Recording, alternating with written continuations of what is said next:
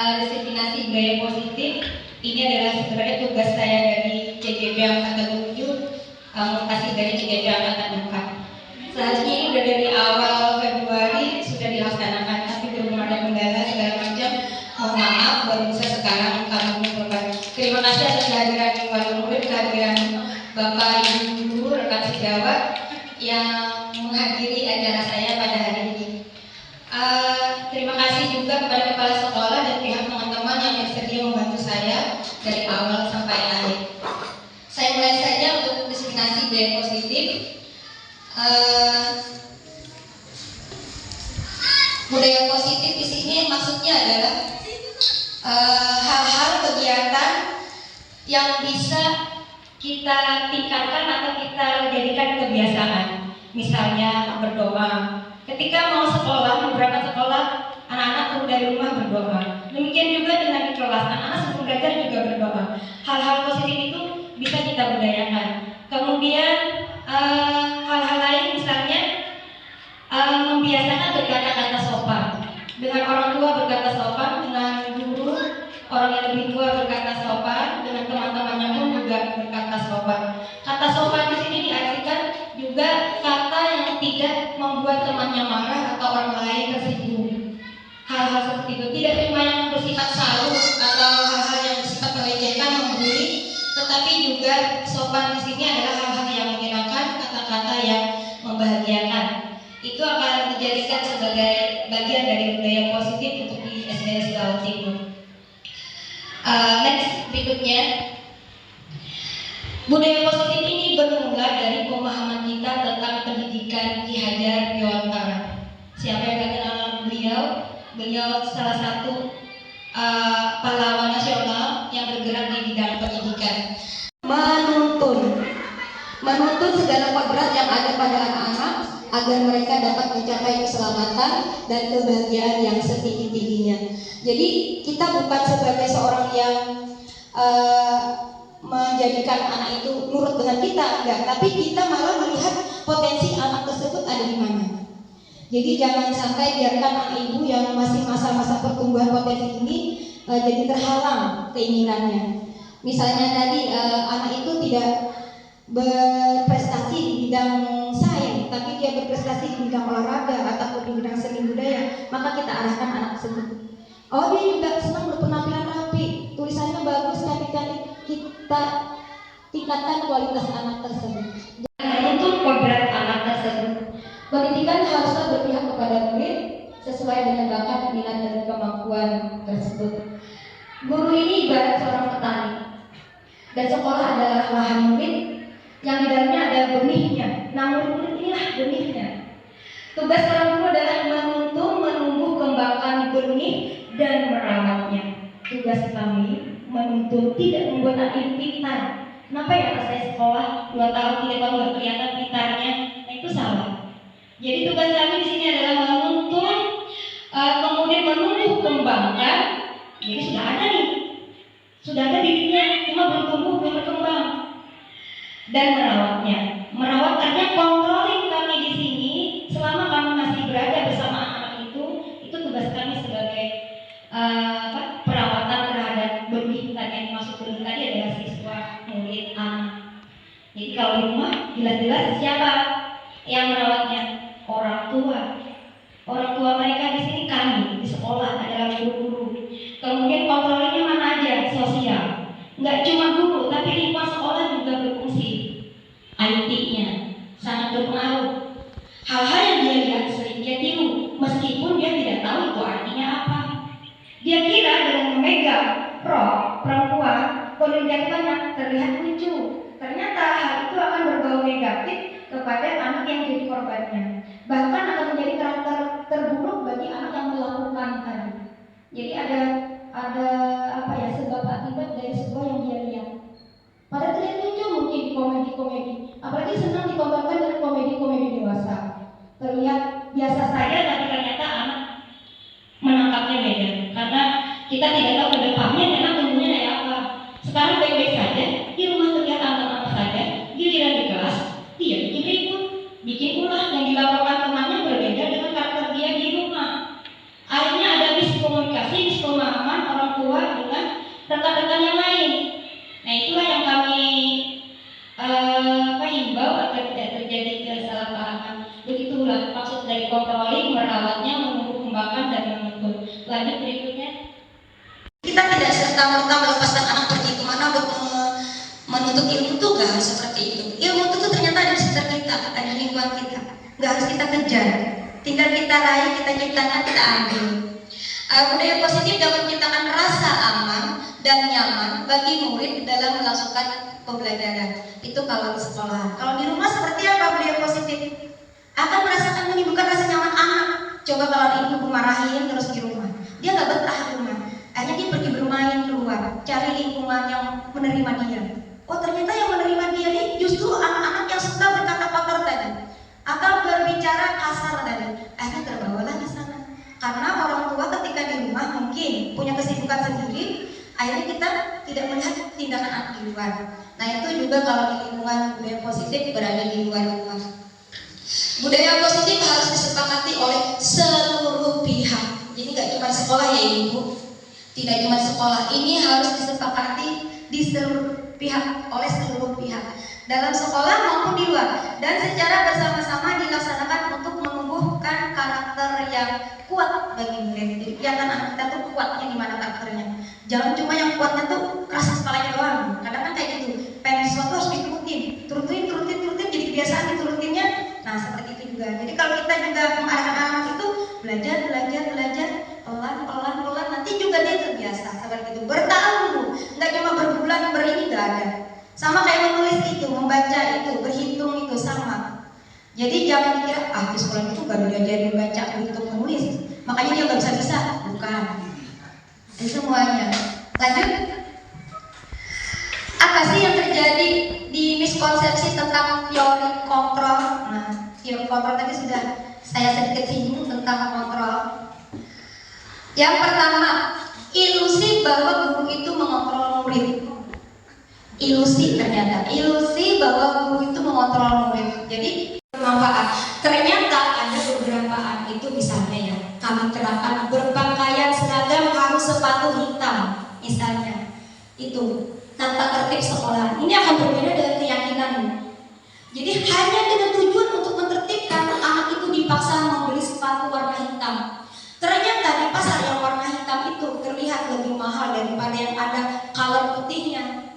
Nah sama guru dimarahi lagi ya karena dia tidak berwarna hitam. Nah itulah tindakan yang salah tadi, miskonsep tadi. Ternyata kita harus terima anak itu apa adanya. Dia datang dengan bersendal jepit, tetapi dengan punya alasan yang kuat, dia bisa menjelaskan itu dan bisa dipahami, diterima oleh orang dewasa. Itu sudah suatu penguatan karakter pada dia. Jadi tidak ada inti jangan pakai itu nanti kamu dimarahin, kecuali memang ada tapi nggak dipakai. Nah itu beda lagi. Ada tapi nggak mau pakai, alasannya misalnya karena murah nggak mahal, yang ini yang lebih mahal, itu salah juga. Kemudian ilusi bahwa kritik dan membuat rasa bersalah mampu menguatkan karakter. Nah kita sering mengintimidasi murid itu dengan cara sini kamu, atau anak ya, sini kamu apa kan tadi orang digituin kan, dia udah kaget duluan. Kamu apa yang anak orang tanpa menanyakan dulu apa sih yang terjadi. Tanya dulu, ada apa sih dengan, coba ceritakan apa sih kejadiannya tadi seperti apa. Jadi jangan walaupun dia itu udah berpuluh-puluh kali melakukan kesalahan, itu harus di pelan-pelan ya. Nggak, saya yakin anak sering latah ya. Udah tahu kan karakter anak sebenarnya udah bertahun-tahun udah kebaca karakter anak. Memang dia yang bikin masalah ya, dia yang bikin ulah, tapi tidak seperti itu.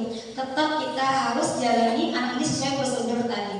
Ada apa sih? Tidak boleh merasa dia bersalah dulu. Memvalidasi kesalahan setelahnya. Setelah dia melakukan salah, menceritakan tadi, di situ kita akan melihat apa sih terjadi kesalahannya di mana. Nah, baru dijelaskan tadi.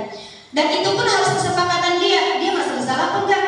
Jangan-jangan dengan mengolok-olok tadi dia merasa bersalah. Kenapa? Karena dia juga berolok-olok. Nah, seperti itu. Itu yang perlu divalidasi kesalahan anak tersebut. Jadi dia bukan kita yang mendoktrin dia merasa bersalah, dia sendiri yang merasa. Dengan cara seperti apa? Kalau seperti itu, mengolok-olok itu benar apa enggak? kita beri pilihan anak itu benar atau tidak. Itu tindakan yang benar atau tidak? Itu tindakan yang bagus atau tidak? Seperti itu. Jika anak itu menjawab tidak baik, berarti dia mengakui kalau itu tidak benar, itu salah. Jadi hal-hal seperti ini hal kecil tapi terjadi hari-hari sama kita. Yang terakhir, ilusi bahwa orang dewasa berhak memaksa. Nah ini sering, karena anaknya gak mau tidur, kita paksa dia tidur, kita paksa dia ke rumah, kita paksa dia belajar, kita paksa dia melakukan sesuatu yang dia tidak inginkan. Jadi kadang kita menyuruh anak itu sesuai mood dia. Lihat dulu mood dia. Kalau ternyata dia lagi capek harus main bola, tiba-tiba disuruh belajar, mungkin ditolak mentah-mentah sama dia. Malah kita yang marahinnya. Itu kadang seperti itu. Lanjut. Nah ini tentang stimulus respon tentang dunia. Kemudian ada teori kontrol tentang dunia juga. Ini berat banget jadinya materinya. Kayak materi apa aja gitu. Di sini kenapa perlu diperkenalkan, ini mempengaruhi tadi dengan tindakan yang akan kita ambil. Realitas kita, kebutuhan kita itu sama. Tetapi dalam kontrolnya, teori kontrol dengan dunia itu setiap realitas kebutuhan orang itu berbeda-beda. Padahal samanya, oh untuk pendidikan, oh butuh uang untuk makan, ibaratnya. Tetapi kita harus cari uang dengan makan dulu. Nah, jadi kebutuhan orang itu beda-beda. Meski pada realitasnya kebutuhannya itu sama. Ini tinggal cara pandangnya aja nih yang membedakan. Yang kedua, semua orang melihat hal tertentu tadi, hal itu yang sama. Setiap orang memiliki gambaran berbeda. Jadi ternyata dalam teori kontrol tentang dunia tadi itu setiap orang memiliki gambaran berbeda. Tetapi kalau stimulusnya, responnya, bahwa semua orang melihat hal itu sama aja. Aku juga butuh kayak gitu, sama aja di rumahku juga kayak gitu. Nah seperti itu pandangannya. Yang ketiga, kita mencoba mengubah orang agar berpandangan sama dengan kita tanpa kita sadari. Kadang ketika kita berkumpul dengan kawan-kawan, berkumpul dengan masyarakat, berkumpul dengan anak-anak, kita berharap bahwa pandangan kita itu sama. Itu stimulus. Sedangkan dalam teori kontrol kita berusaha memahami pandangan orang lain tentang dunia, tentang hal-hal, tentang apapun itu objeknya. Kita harus berusaha memahami pandangan itu. Meski itu tidak sama di pandangan kita, tapi kita harus berusaha memahaminya. Yang keempat, berperilaku buruk dilihat sebagai suatu kesalahan. Dan kemudian teori kontrolnya, semua perilaku memiliki tujuan. Nah, ketika anak mengolok-olok tadi, dia membela diri, yang diolok-olok nama orang tuanya, siapa yang tersinggung? Misalnya kan, kita nggak tahu bahwa kita cuma menggarisbawahi mengolok-oloknya saja. Kita nggak tahu alasannya tadi kenapa, seperti apa, kenapa sampai terjadi dia mengolok-olok. Nah, pokoknya itu kita anggap suatu kesalahan. Nah, itulah stimulus baru. Tetapi pada kenyataannya, semua perilaku itu memiliki tujuan. Ternyata dia membela harga diri keluarganya. Dia nggak mau nama orang tuanya dijadikan bahan olokan. Jadi ada tujuannya dia di situ. Meski anak-anak dia punya tujuan untuk melakukan sesuatu. Demikian juga kita sebagai guru, sebagai orang tua. Yang berikutnya, saya bisa mengontrol orang lain. Ini stimulus. Saya bisa mengontrol anak saya. Saya bisa mengontrol murid saya. Ternyata hanya Anda yang bisa mengontrol diri Anda. Kita ternyata tidak bisa mengontrol orang lain. Kita yang mengontrol diri kita agar bisa memahami tujuan kenapa dia berbuat seperti itu tadi yang dianggap suatu kesalahan, agar memahami pandangan mereka tadi, anak-anak tadi. Karena dunia anak kadang berbeda dengan dunia dewasa. Saya bisa mengontrol. Nah, yang berikutnya, pemaksaan ada pada saat bujukan yang gagal. Udah dibujuk nih, ternyata gagal. Tadi dipaksa dah anaknya itu mandi, ditarik dah, dijewer dah. Sudah ada kendala-kendala seperti itu stimulus respon yang ada di antara kita realitasnya. Tetapi sebenarnya secara teorinya ada kolaborasi dan konsensus menciptakan pilihan-pilihan baru. Jadi anak itu kita beri pilihan, nggak usah kita paksa. Kamu nggak mau mandi, maunya apa? Artinya diberi pilihan. Kamu nggak mau belajar, maunya apa? Kamu ini belajar maunya apa? Menulis nggak mau? Di kelas saya itu menulis nggak mau, membaca nggak bisa, menggambar nggak mood, nggak ada alat gambar, macam-macam alasannya. Karena setiap kita tadi punya alasan dia. Alasan entah yang buat entah yang memang beneran. Nah di situ ada namanya kolaborasi dan konsensus. Oh kalau kamu memang nggak mau membaca, nggak mau menulis, kamu maunya menggambar, kasihkan kertasnya tadi buat menggambar. Pensil apa yang dia gambar di situ. Kamu nggak mau juga menyanyi, kamu nggak mau juga menonton. Apa yang kamu nonton? Teman-temannya belajar di kelas lain. Ada anak yang senang menonton temannya kakak kelasnya belajar di kelas lain. Jadi dia sering bolak-balik ke sana. Dia sering mondar-mandir. Model berpikir menang atau kalah. Nah ternyata model ini juga menjadi realitas kita. Kita berpikirnya dalam suatu kompetisi, misalnya anak lomba, pasti ada menang dan kalah. Nah model berpikir menang kalah ini ya yang kadang membuat karakter anak tuh hancur, lepas ya dari awalnya semangat, yakin, tiba-tiba ketika dia mendapat kenyataan kalah, dia jadi down. Nah jadi harus ada berpikir menang, tidak ada yang kalah. Menang dalam lomba, menang si anak yang kalah tadi dan apa? Dia sabar. Ternyata dia ada pola karakter di situ. Dia menang mengelola emosinya, dia tidak marah dengan temannya yang menang tadi. Dia nggak iri yang sampai mencelakakan temannya yang menang tadi. Itu sudah salah satu pembentukan pembiasaan karakter anak. Tidak apa-apa, nak kalah nggak apa-apa. Nanti lomba berikutnya kita mungkin bisa menang. Nah itu kalimat-kalimat seperti itu yang nantinya akan dibawa bapak ibu, orang tua kepada anak-anaknya. Bukan, kamu sih gak belajar, makanya gak dapat ranking 1. Nah, disitulah program kurikulum Merdeka ini juga tidak ada memperkenalkan ranking 1 dan seterusnya. Jadi anak itu punya ranking masing-masing, punya juara masing-masing, punya potensi masing-masing, punya karakter yang dibanggakan orang tuanya masing-masing. Berikutnya Pak Rudi, minta tolong. 5 posisi kontrol dengan kebutuhan dasar manusia. Kita ini berada di mana sih? Kita ini apakah seorang pemberi? Posisi kita ada di mana? Mungkin bisa kita renungkan. Sesaat kita renungkan selama ini kita berada di posisi mana. Yang pertama adalah diperkenalkan posisi pemberi hukuman. Jadi anak itu sedikit-sedikit ada konsekuensinya, ada hukumannya. Sedikit-sedikit ada hukumannya, sedikit-sedikit ada hukumannya. Nah berarti Anda masih berada di posisi pemberi hukuman. Yang kedua, pembuat rasa bersalah. Anak kita dudukkan, kita panggil, tetapi kita doktrin dia kalau dia melakukan kesalahan. Kamu nih yang salah. Kamu sih ini. Ada doktrin kalau anak itu yang melakukan kesalahan. Yang ketiga, teman. Nah ini sudah mulai bagus nih. Kalau udah posisi 3, ini sudah mulai bagus ketika orang tua berada di posisi 3. Posisi 3, 4, dan 5. Apalagi ya 5 nanti. Saya aja masih bertahap di 3 atau 4. Biasanya kayak gitu juga.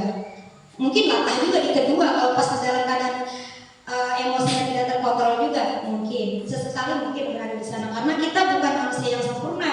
Kita pasti juga melakukan kesalahan atau kecerobohan dalam artian punya tujuan tertentu tadi. Setiap tindakan kita ada tujuannya.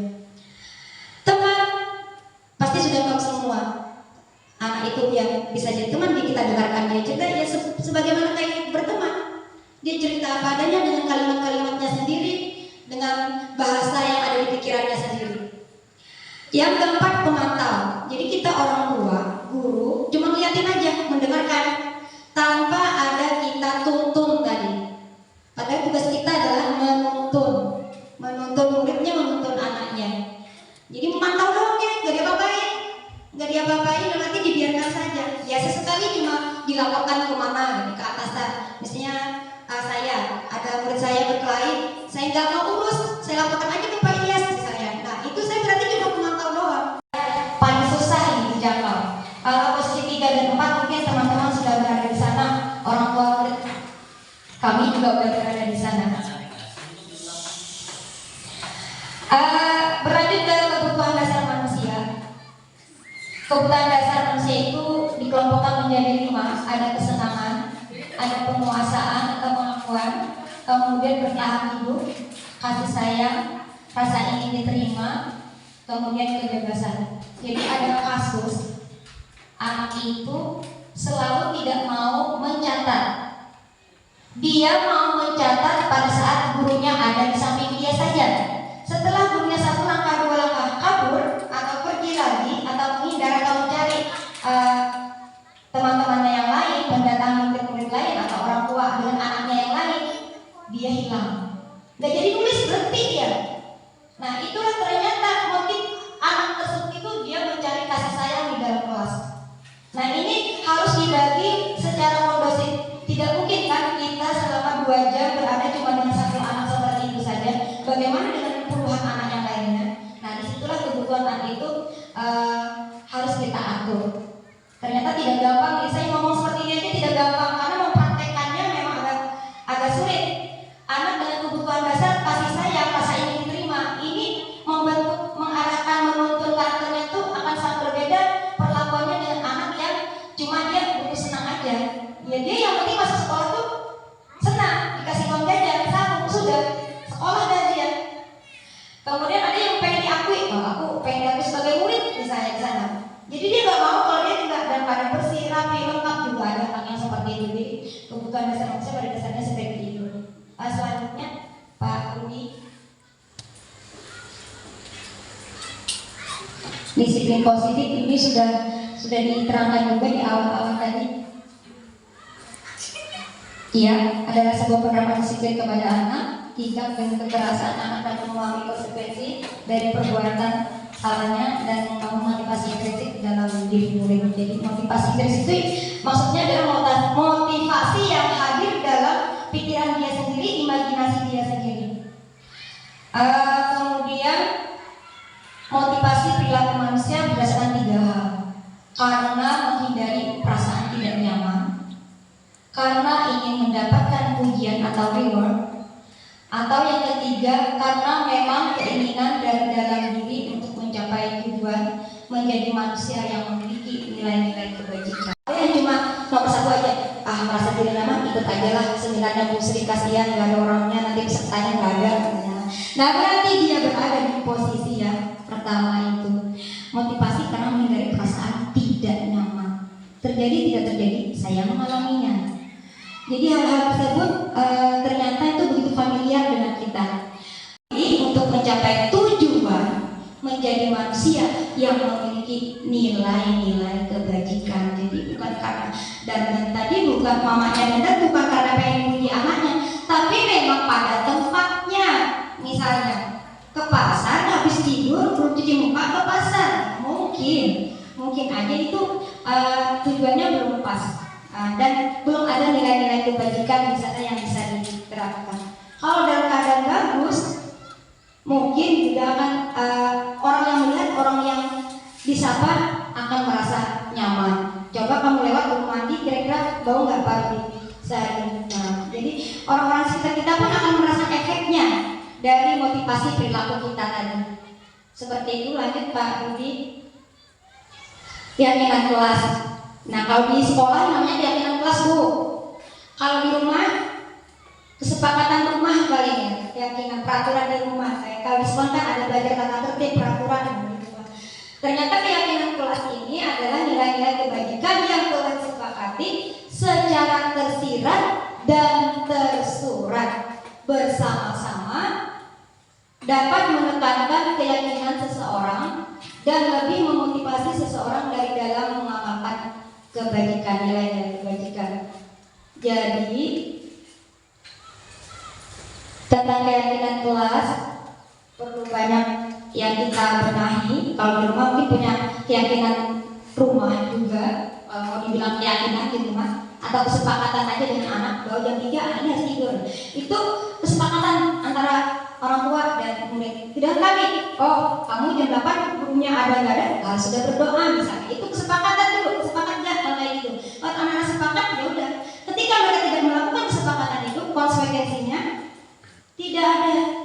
Perlu dirubah nggak nih? Kemarin kita sepakatnya kayak gitu. Kok sekarang nggak dijalankan? Perlu dirubah nggak? Jangan dirubah. Enggak mah, yang 4 aja gimana? Aku jam 3 masih latihan misalnya. Jadi kesepakatan ini, keyakinan ini boleh berubah sesuai kebutuhan tujuan tadi. tujuannya untuk mendisiplinkan, membiasakan dia untuk hal-hal positif. Oh, tidur siang. Tujuannya nih, tujuan pertamanya tidur siang. Tujuan pertamanya adalah mengerjakan tugas. Kalau guru ya, guru misalnya mendisiplinkan murid biar dia mengerjakan tugas, biar dia rapi di dalam kelas. Makanya ada kesepakatan jam 8 teng atau jam 7.30 teng kamu berada di kelas. Itu pembiasaan. Ketika itu dilanggar, ada apa? Di situ nanti akan dibahas mereka lagi. Kalau memang masih berlaku lagi, terapkan lagi.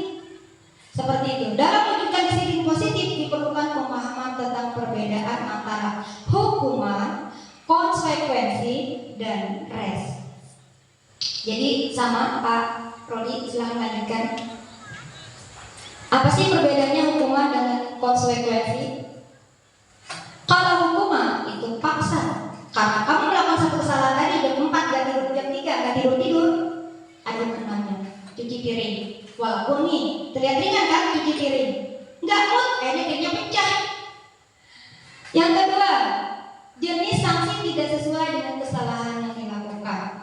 Bagus nih, anak itu nggak mau nulis, disuruh istighfar sama gurunya 100 kali. Teler dia sampai gemetaran di luar, istighfar 100 kali. Akhirnya dia bohong. Udah 100 kali bu. Ibunya juga nggak dengerin dia sampai 100 kali kali itu kan. Mau aja. Akhirnya apa yang terbentuk? Karakter bohong.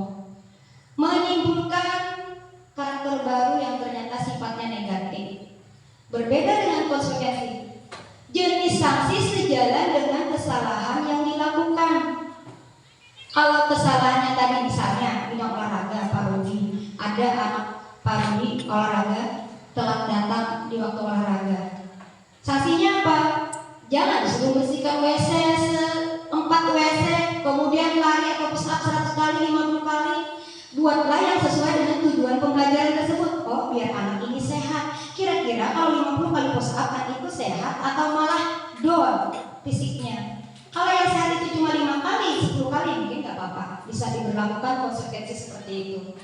Yang ketiga, mendorong untuk menyalahkan diri dan dibuat oleh guru kalau sekolahnya. Kalau di rumah ini yang buatnya hukumannya orang tua. Iya gak sih?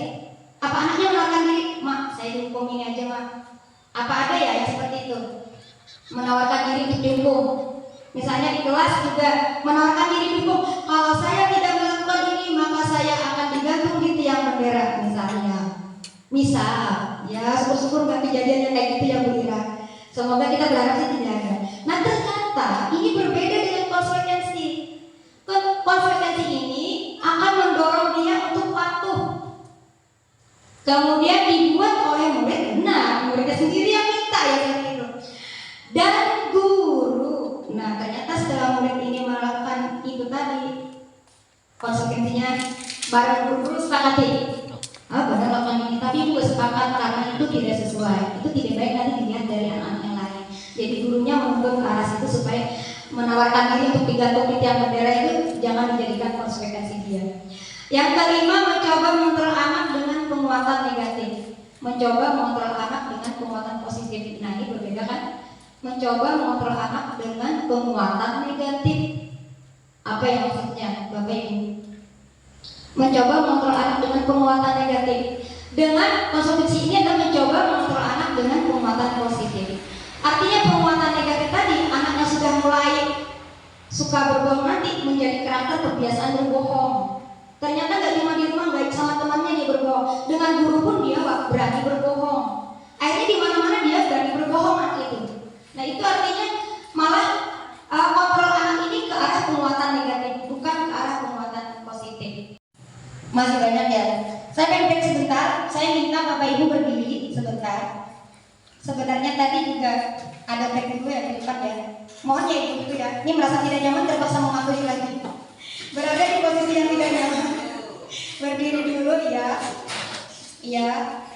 Silakan pegang pundak temannya. Ya, sejajar. Kalau Bapak dan Bapak ya. Bapak dan Bapak. Ibu udah dulu. Ayo Bu, ayo keluar dari dosen dulu. Ikuti breaking news ini. Ice breaking ini ikuti dulu. Ya. Karena begitu tegang kita tadi juga. Kalau saja ada pengaruh ya nanti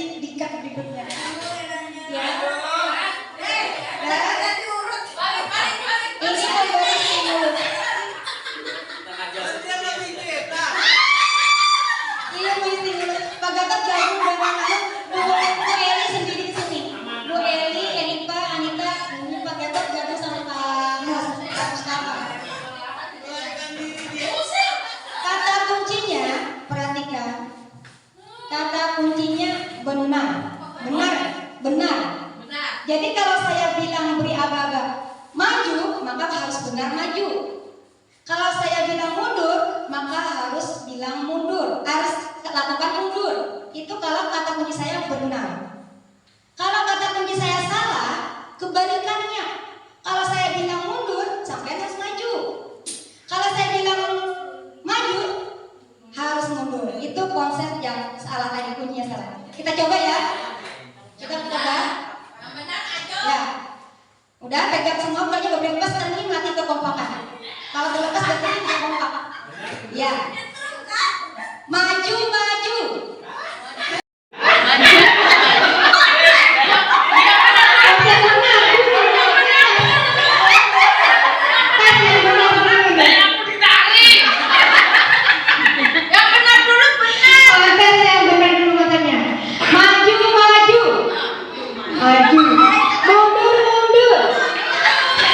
Orang 2 kali dia 3 kali, bukan 3 kali.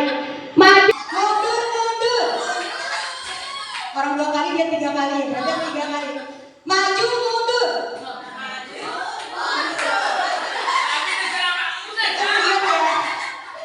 Sekarang konsep yang salah, perhatikan. Ya. Maju, mundur. Mundur. Masih ada yang lagi. Kita ulangi lagi. maju, mundur.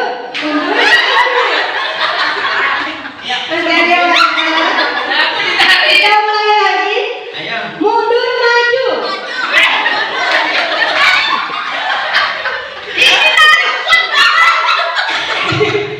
Gimana? Ternyata memang kata kita ya. Nih, sekarang yang double. Benar dan salah nih. Nih benar dan salah nih. 2 double. Benar dan salah ya. Salah. Iya. Maju, maju, maju. Lebih susah ternyata. Kita mulai lagi. Mundur, maju, mundur. Oke, terima kasih. Silakan duduk lagi.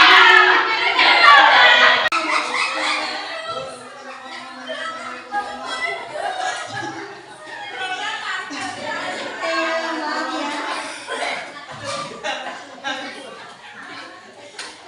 Yaitu sekedar penyegaran aja. Untuk selanjutnya sebelum saya lanjutkan ke sesi ya, kembali ke materi berikutnya. Terima kasih kepada Pak Ilyas, terima kasih kepada teman-teman rekan-rekan wali murid yang sudah berhadir masih mengikuti. Kita lanjutkan lagi untuk yang berikutnya, yaitu tentang restitusi. Nah, ini sebenarnya misi saya seorang CBP di lingkungan sekolah. Apa sih restitusi itu? Orang pada bingung bertanya, sampai cari-cari ke Google juga. Restitusi adalah proses menciptakan kondisi bagi murid untuk memperbaiki kesalahan pada murid. Jadi tugas kita memperbaiki kesalahan, tidak membiarkan anak itu melakukan kesalahan yang sama. Nah, sehingga mereka dapat kembali pada kelompok mereka dengan karakter yang lebih baik, lebih kuat, lebih positif. Di situ maksudnya. Jadi dia tidak merasa minder meski dia sudah pernah melakukan kesalahan. Ketika dia kembali ke kelas, bergaul lagi dengan teman-temannya, dia menjadi diri pribadi yang tidak minder tadi. Dia berani melakukan mengakui kesalahan, kemudian dia mencoba berproses diri untuk memperbaikinya. Itu yang kita hargai. Apa sih tujuan restitusi itu? Yang pertama adalah penerapan disiplin positif dan murid dapat belajar dari kesalahan mereka dan memperbaikinya. Yang kedua, menimbulkan motivasi dalam diri murid untuk mendapatkan nilai-nilai kebajikan. Kembali Pak Rugi. Restitusi tadi sudah berkaitan dengan teori kontrol yang dari awal sudah sedikit ini disinggung. Kalau lebih banyaknya lagi ada di Google juga ada. Kemudian konsep dirinya menjadi lebih kuat. Kita berada di mana konsep tadi, kemudian mendorong disiplin positif. Nah, kira-kira disiplin positif apa yang akan kita terapkan kepada anak didik kita, murid kita, anak-anak kita. Kemudian yang keempat, mengajak murid untuk dapat memperbaiki kesalahannya secara mandiri. Misalnya tadi dia pulang sekolah, naruh sepatunya, tasnya, bajunya sembarangan. Tiba-tiba ketika dia masuk rumah, loh, berhamburan semua. Nah, tiap hari diingatkan, diajak untuk menaruh di tempat yang sebenarnya di mana, dengan bahasa ibu tentunya. Bahasa ibu ini artinya bahasa yang mereka kenal dari mereka lahir. Oh, ternyata lahirnya bahasa Banjar, ya bahasakan bahasa Banjar yang sopan kepada anak tersebut, bagaimana cara membiasakan dia untuk menaruh perlengkapan sekolahnya tadi di tempat yang seharusnya. Kemudian mengajak murid untuk berpikir, untuk menyelesaikan masalahnya dan memperbaiki kesalahannya. Yang kelima, anak memahami bahwa dirinya sendiri yang memegang kendali kontrol. Akhirnya, ujung yang diharapkan restitusi ini adalah anak itu sendiri nanti yang bisa mengendalikan dirinya. Tidak lagi langsung, karena udah terbiasa hari-hari naruh di tempat yang benar, insya Allah dia naruh di tempat yang benar. Kalau terbiasa di tempat yang salah, kayak di kelas 1 nih, udah disediakan tempat sepatu, tapi naruhnya masih di luar dari itu. Nah disitulah tiap hari gurunya harus pungutin dulu, pungut ini sepatu siapa, panggil anaknya, supaya dia nanti terbiasa. Tapi itu harus hari-hari memang. Kalau cuma seminggu sekali, diingetin sebulan sekali, kayak buang sampah bu, kami udah gempur-gemburkan, pada saat sebulan dia aman, bulan berikutnya putih lagi, banyak lagi sampah-sampah, sedotan, plastik dan lain sebagainya. Nah itu ternyata tidak bisa berhenti di situ, harus terus-menerus continue. Selanjutnya ada tahapan segitiga restitusi yang bisa kita pakai mungkin. Yang pertama adalah menstabilkan identitas dia. Yang kedua, menanyakan keyakinan. Yang ketiga, memvalidasi kesalahan. Ternyata ibu melakukannya dimulai dari memvalidasi kesalahan. Boleh. Ternyata ibu memulainya dari menstabilkan identitas. Ternyata bisa. Ada orang yang langsung pada tahapan di situ. Ada yang cuma menanyakan keyakinan tadi atau kesepakatan tadi. Kalau di kelas keyakinan kelas, kalau di rumah mungkin kesepakatan di rumah. Nah, jadi menanyakan, Hafizah tidak menaruh tas di tempatnya. Mamanya langsung tanya, kita sepakat apa tentang tas kamu ini? Oh iya mak, taruh di atas digantung. Nah dari situlah dia ingat dengan kesepakatan orang tuanya, dia ingat dengan kesepakatan gurunya tadi, dia ingat dengan kesepakatan teman-temannya. Hal-hal yang positif itu yang akan menjadikan kebiasaan. Memvalidasi kesalahan, ketika kita mempertanyakan kesalahan apa yang sudah terjadi di situ, dia akan menjelaskan sendiri tanpa harus kita doktrin kalau dia bersalah. Dia akan menceritakan sendiri kesalahannya. Di situ kemudian kita baru menstabilkan identitasnya, bahwa semua orang itu pernah melakukan kesalahan. Tetapi yang kita butuhkan adalah kita harus memperbaiki kesalahan tersebut dan tidak mengulanginya. Jadinya tidak lagi, ternyata melakukan lagi. Nah, artinya masih terulang. Artinya menstabilkan diri ini butuh tahapan gitu ya. Tidak bisa sekali aja langsung jadi. Anak itu langsung ingat kok, sekali saya larang dia langsung, mungkin ada sebagian, tetapi sebagian juga tidak bisa harus ada proses. Berikutnya, ya kalau sekolah keyakinan kelas, kalau di rumah kesepakatan rumah ya ibu, wali murid, orang tua. Jadi ada sedikit dasar kita. Yang pertama dengan adanya peraturan kelas, dengan adanya tata tertib, ternyata dia menjadi dasar itu. Yang di tengah itu intinya dia berada, dasarnya, dasar poin-poinnya di situ kita ambil. Kemudian itu akan berubah, kita kembangkan dengan budaya, dengan tujuan tadi mengarah ke budaya positif, dengan segitiga restitusi tadi, ternyata jadilah sebuah keyakinan kelas. Keyakinan kelas atau keyakinan rumah itu akan menjadikan dia lingkungan positif ketika sudah terbentuk di situ. Akan menjadi lingkungan positif ketika di rumah ibu dia sudah menerapkan disiplin seperti itu. Kalau di sekolahan, di kelas dia menerapkan disiplin seperti itu, maka akan terjadi lingkungan positif dari anak, dari benih-benih tadi, anak-anak didik ini. Setelah terjadi dalam lingkungan positif tadi, maka timbullah budaya positif. Jadi berat ini budaya positif. Tidak segampang yang kita kira. Jadi membiasakan untuk ramah, anak itu sopan santun. Sopannya enggak dinilai dari data kita dia langsung cium tangan, habis itu dia ngejek-ngejek temannya. Nah, itu juga belum sampai tahap ke sana. Artinya masih ada hal yang membuat dia lengah. Anak ini akan berada di budaya positif jika dia berada di semua lingkungan, di semua tempat dia mengamalkan karakter dia tadi. Karakter dia itu tumbuh gitu. Ya memang anaknya kayak gitu. Lihat sampah, dia nggak terima, langsung dia pungut, dia bawa, dia ambil, dia taruh di tempatnya tanpa dia sadari, karena dia keseringan sudah kayak gitu. Lihat sampah disuruh ambil, pungut, taruh tempatnya. Seperti itu arahan orang tua dan arahan guru. Lanjut, Mas Rudi, Pak Rudi, bersikap positif. Ada yang disebut tampak seperti dan ada yang disebut tidak tampak seperti. Tampak seperti datang tepat waktu. Kalau tidak tampak seperti selalu datang terlambat. Itu tidak tampak, selalu datang terlambat. Kalau yang tampak seperti datang tepat waktu. Iya Bu, saya mau datang tepat waktu jam 8. Tidak tampak seperti selalu datang terlambat. Yang kedua, melaksanakan piket kelas. Yang tidak tampaknya adalah tidak melaksanakan piket kelas. Karena hal-hal yang berbau negatif itu cenderung berbekas di benak kita. Yang ingat tuh yang jeleknya aja, yang tidak tampaknya tadi.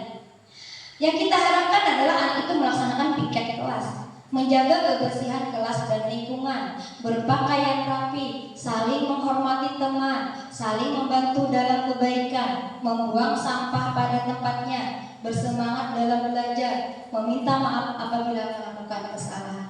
Jadi karena anak itu sudah terbiasa, dia akan meminta maaf sebelum disuruh minta maaf. Sebelum disuruh dia sudah minta maaf dulu karena udah merasa salah tadi, dan dia tahu apa yang harus dia lakukan. Dia tahu kalau dia udah bikin berisik, bikin ribut, langsung salaman dia sama Pak Ilyas, sama kepala sekolahnya ada di situ. Nah itu efek karakter dia itu yang tampak seperti. Yang tidak tampaknya bisa Bapak Ibu lihat, tidak menghormati teman, tidak mau membantu dalam kebaikan, membuang sampah sembarangan, ketiduran di saat belajar mungkin, atau marah apabila diingatkan telah berbuat salah. Nah itu seperti itu sikap-sikap positif yang tampak tetapi tidak tampak juga ada. Lanjut Mas Rudi, ini bingung mau bingungkan nanti. Saya berharap ada pertanyaan biar sedikit ada penjelasan.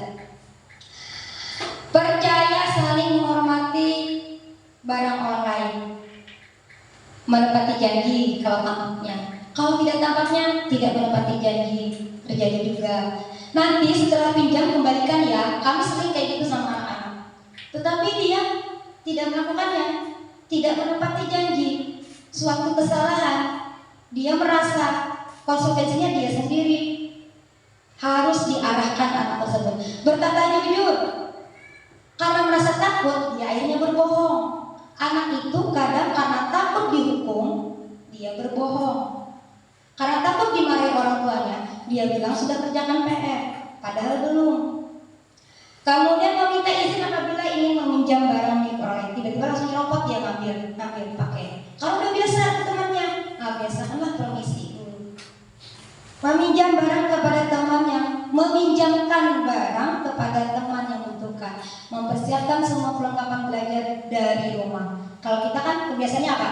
Ibunya, orang tuanya yang menyiapkan. Nah dari sekarang pola ini kita pindahkan, kita alihkan, kita bimbing anak itu dengan menyiapkan sendiri. Bukan berarti mama tidak sayang kan? Mama nyiapin punya dede aja kan?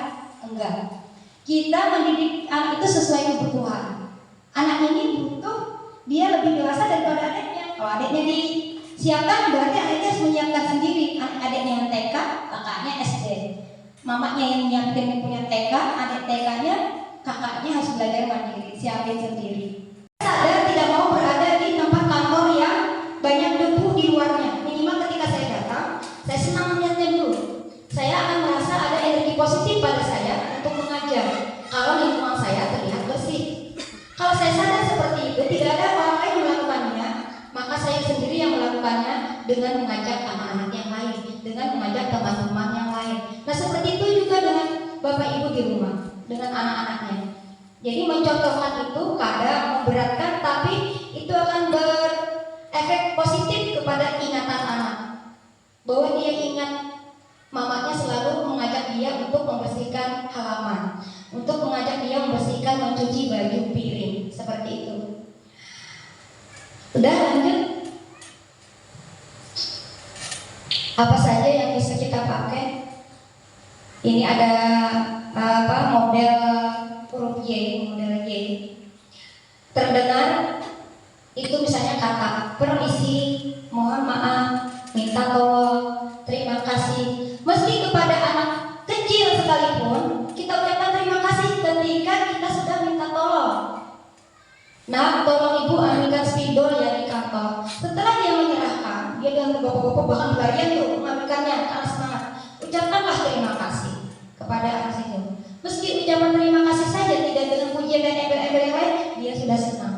Artinya kita melatih anak itu menghargai kegiatan orang lain untuk kita, kegiatan orang lain untuk kita. Kayak Bapak Ibu tadi sudah membantu saya untuk menyiapkan destinasi. Ucapkanlah terima kasih meski tidak memberi penghargaan yang tinggi, yang banyak, yang besar, tetapi minimal enak dirasakan dulu, enak terdengarnya dulu. Yang kedua adalah terlihat. Terlihat ini yang sering jadi contoh anak-anak. Terlihat di video, di HP-nya, di TV. Yang pertama, yang perlu kita perlihatkan adalah peduli kepada orang lain. Sedikit banyaknya kita harus mencoba peduli dengan orang lain. Meski kapasitas kita itu tidak sejajar dengan yang dia butuhkan. Misalnya orang lain ada ketompesan ban, kita bukan ahli ban, minimal kita menyapa, memberikan solusi atau pemikiran, minimal bertanya. Seperti itu mungkin ada kepedulian kepada orang lain.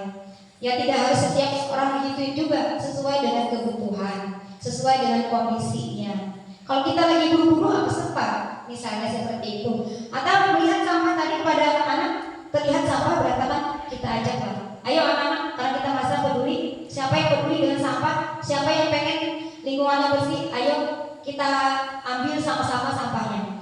Yang kedua, memberi salam dan berkata baik. Yang ini kemarin sempat diperdebatkan karena salamnya anak-anaknya beda-beda. Salamnya anak-anak kadang dibatasi dengan peraturan pemerintah. Katanya nggak boleh salaman bu, masa-masa covid dulu ya kan kita nggak boleh salaman, cuma ini doang. Memberi salam dan berkata baik ternyata tidak harus bersentuhan secara fisik kalau memberi salam. Jadi boleh aja tos boleh. Jadi sampai nunduk, kalau orang Korea aja dia nunduk gini aja udah jadi salam dia. Orang luar negeri, jadi dia seperti ini aja udah salam, membungkuk udah salam, mau lewat salam. Itu sebenarnya memberi salam. Berkata baik, silakan, iya pak, monggo. Kadang seperti itu bahasanya bagus-bagus. Bersemangat dalam belajar. Ternyata kita pun harus semangat. Nyuruh anaknya ngerjain PR tapi mamanya tidur-tiduran nonton TV misalnya, atau main HP terus nih mamanya nih, atau bapaknya. Nah itu hal yang terlihat seperti itu tidak akan menimbulkan semangat anak itu belajar. Berlaku sopan dan santun. Ini sering saya sendiri aja masih belajar ini masalah sopan dan santun. Kemudian jujur, kalau jujur ya usahakan dari sekarang, kalau emang dari kemarin-kemarin kita kadang harus membohongi anak untuk suatu tujuan, maka dari sekarang kita harus buat jujur dalam bentuk apa kita alihkan. Yang ketiga disiplin. Silakan ibu, anaknya butuh apa? Belum. Disiplin, patuh kepada aturan, kemudian bertanggung jawab. Disiplin dan patuh pada aturan jelas ya, kita semua tahu aturan. Orang yang berpendidikan adalah orang yang tahu aturan. Jadi bukan titel ibu, bukan titel, bukan tingkat pendidikan. Orang berpendidikan itu adalah orang yang tahu aturan dan bisa menerapkannya. Tidak harus orang profesor, tidak harus insinyur, tidak harus sarjana, tidak. Jadi orang di sini yang masuk dengan berpendidikan tadi orang yang patuh dan taat kepada aturan. Bertanggung jawab pastilah. Semua bapak ibu insya Allah termasuk orang yang bertanggung jawab dalam hal apapun. Harus kita pikul baik orang tua maupun guru rekan sejawat. Terima kasih. Sekian dulu atas diskusi kasih saya. Semoga bermanfaat. Ada wali murid atau bingung mengatasi muridnya seperti apa atau anaknya seperti apa? Silakan, ada pertanyaannya? Anita ya? Berarti sudah paham ya? Saya minta pemahamannya aja. Langkah-langkah untuk melakukan restitusi tadi ada 3. Apa tadi kira-kira? Boleh kok terbolak-balik. Saya yang bertanya jadinya. Untuk menguji pemahaman ini, menyampaikan apa benar ini sudah tersampaikan dengan benar, apa benar ilmu ini sudah tersampaikan dengan benar kepada peserta destinasi, harus dibuktikan dengan tanya jawab. Siapa yang bisa menjawab pertanyaan saya tadi? 3 langkah restitusi ada di segitiga tadi. Siapa yang ingat? Validasi kesalahan. Sebentar ya Pak, saya bukan mikrofonnya. Validasi kesalahan.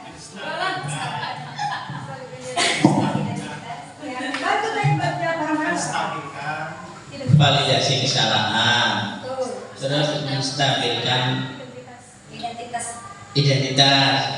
Mau keyakinannya?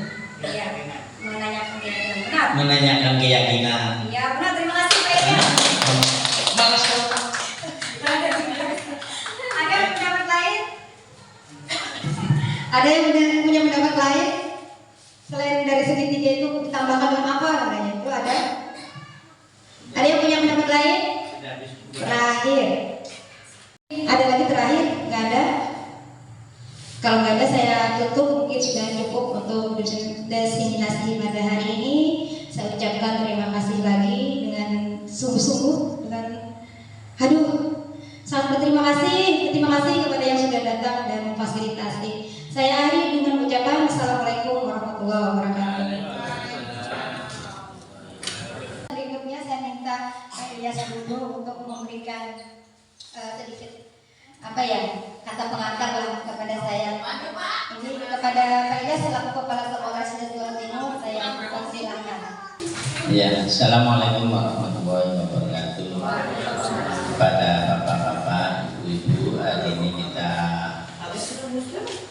menambah pengetahuan kita tentang diseminasi budaya positif. Alhamdulillah sedikit banyak kita sudah menambah pengetahuan kita. Apa itu budaya positif, baik itu di lingkungan sekolah, di dalam kelas maupun di rumah. Mudah-mudahan dengan ilmu yang sedikit ini bisa menambah wawasan kita untuk membimbing anak peserta didik kita sesuai dengan karakter mereka masing-masing. Dan ini alhamdulillah baik sekali untuk pengetahuan kita bersama dalam mengembangkan karakter peserta didik kita. Terima kasih, itu saja mungkin pandangan saya terhadap diseminasi budaya positif di sekolah. Terima kasih. Assalamualaikum warahmatullahi wabarakatuh.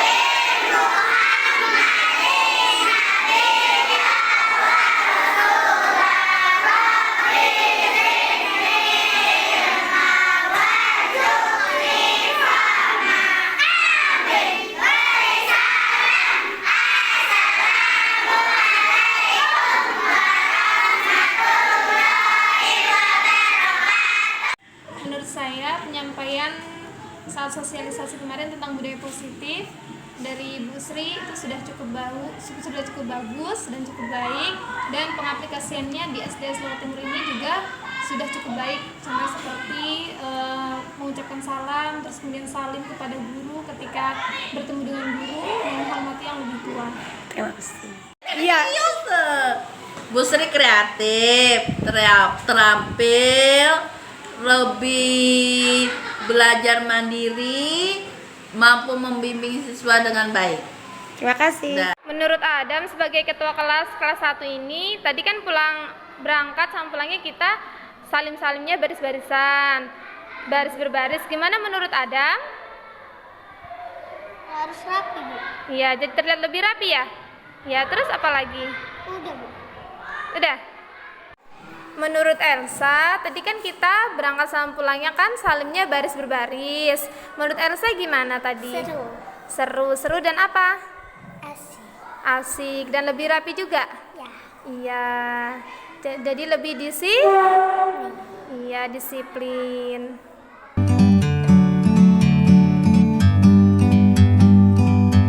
Like a bird on a tree, I'm just sitting here. I got time, it's clear to see. From up here, the world seems small. We can sit together.